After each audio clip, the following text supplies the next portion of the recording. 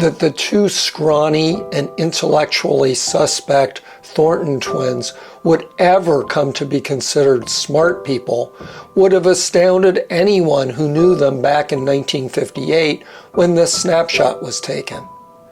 But they did become smart, and it was all because of the handsome youngster whom they are sandwiching.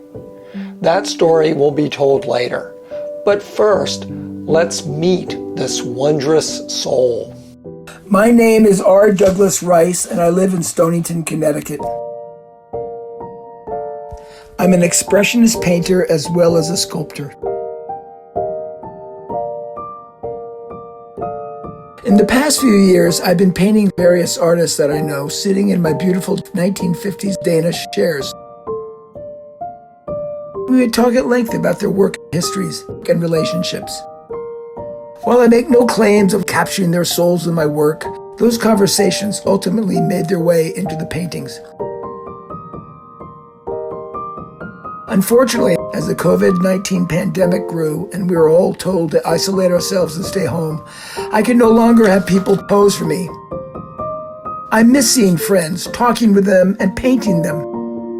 One night I came up with the idea of my current project called Portraits of Friends in Isolation.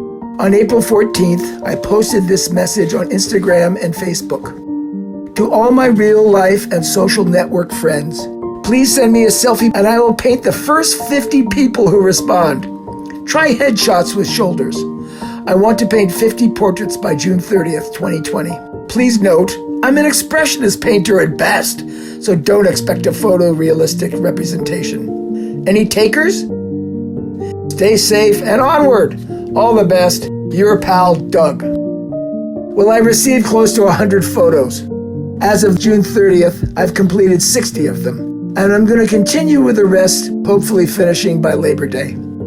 The whole concept for this project was to create a virtual community out of art, helping us all get out of our isolation. I've now been in touch with each one of these people. I know where they are, how their families are doing, whom they're with, and if they need anything. As I finished each portrait, I posted on Instagram and Facebook and then to a group I called Portraits of Friends in Isolation. The person is then invited to join the group. As they join, I encourage all these paintees, as I call them, to introduce themselves, meet each other, check in on each other, and celebrate each other in this virtual community. The response has been amazing. One paintee, who's a poet, shared a collection of poems called COVID Canary while she was up in Vermont. Another, a musician, wrote and performed a song about the project. It's hard to live with a sensation of knowing we can't touch the ones we love. Solitary days don't feel the need we crave of being with the ones we're thinking of. May we all stay safe. I stay at home for you. We're all in this together. Together we'll see it through. A month ago, the New London Day, our local newspaper, heard about the project and came to my studio to interview and photograph me and my work. They ran a 2-page article in their Daybreak section on Sunday. I've always loved the collaboration between subject and artist. Though I can't be with these friends, they are communicating a lot to me about how they see themselves during this time. They chose what they're wearing, their expressions, their backgrounds, if they're going to pose alone, with family or friends, or even pets.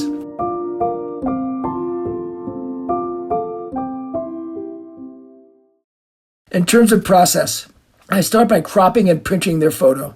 I pin the photo on the wall, mix my colors, sketch the composition on canvas with charcoal. Using a palette knife, I paint and carve the images using very thick oil paint. A painter friend once said to me, "God, I'd be rich if I was the one selling you paint." I work on the painting back and forth, spreading, scraping, going back in. Once it is at this thick stage and I consider it anywhere from 40 to 60% done, I'll stop and let it dry.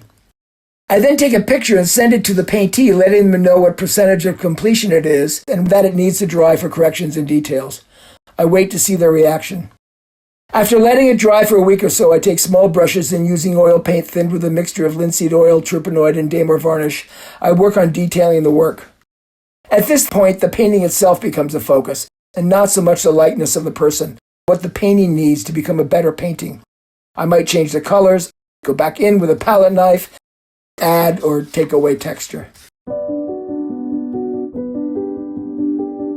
This project has been a wonderful help to me during this time. Painting is inherently an isolated job. However, by communicating with so many people through this project, it has kept me informed and supported. The paintings are hanging on my studio walls. As I look up, I'm surrounded by friends.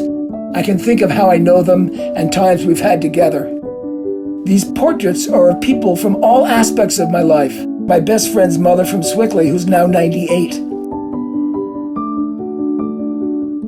An 8-month-old girl with Down syndrome, whose father used to work for me. There are friends from Exeter, Swickley Academy, Stanford, friends from France, Sweden, New York, and Hawaii.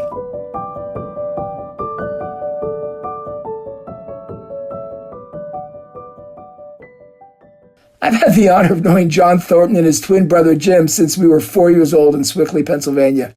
We all attended the Swickley Academy together until 9th grade. Doug Rice is and was an incredibly nice guy, extremely popular at the Swickley Academy.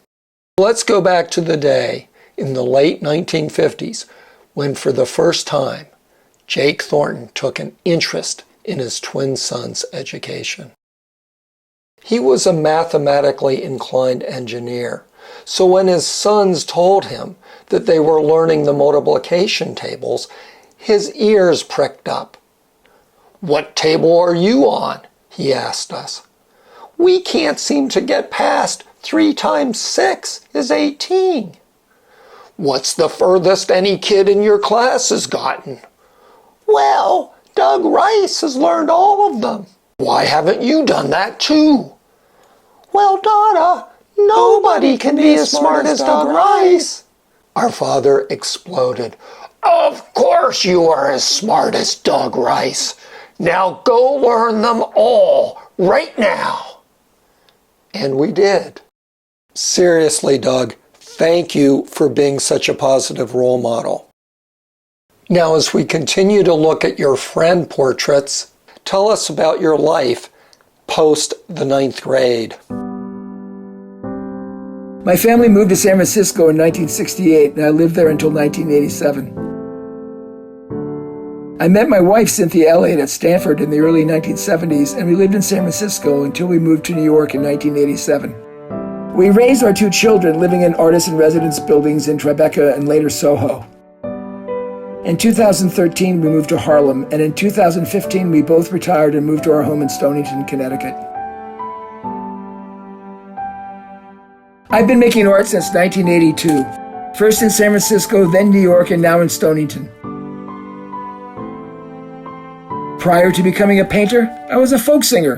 I played bass and banjo in a string band, and then I became the lead singer in a punk rhythm and blues band, where my stage name was Billy Quiver. Mr. Quiver, you know I can't pass this up.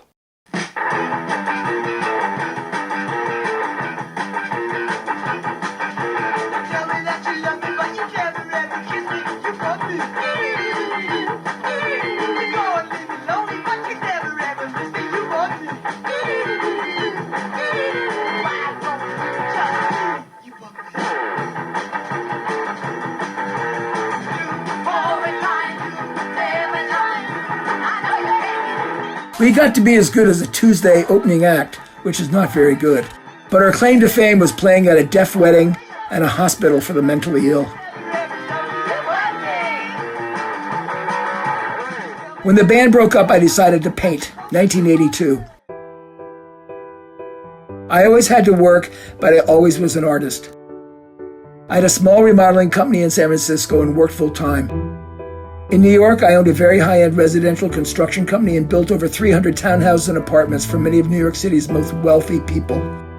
But I made sure that I painted every Tuesday night, and this is a practice I continued until I retired in 2015. I can now paint and sculpt full-time. I show in local museums and galleries and currently have my sculptures on exhibit in public parks.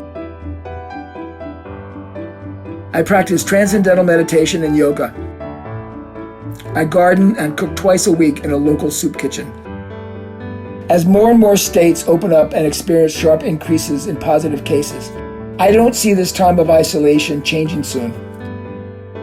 So I'm going to keep on painting these friends and checking in on them in our virtual community. I'm going to see how they're doing until hopefully once again I can have artist friends sit for me.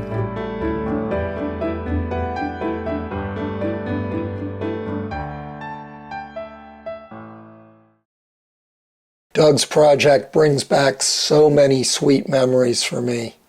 Remember this painting of Doug's best friend's 98-year-old mother? Here is that best friend, Tommy Childs, once again sandwiched between my brother and me. And here is Doug's painting of Tommy's sister, Isabel Childs, who has been friends with our sister Lizzie their entire lives. Doug's dad ran Channel 11 in Pittsburgh and put Doug, Tommy, my brother, and myself into a TV commercial during Captain Jim's Popeye Club. That gave me my start in video. Why am I sharing all these personal stories? I think that's exactly what Doug is trying to get all of his paintees to do. Each of them has their own stories to share. The novelist E.M. Forster's most famous line was, "Only connect." And that is exactly what Doug's project is all about.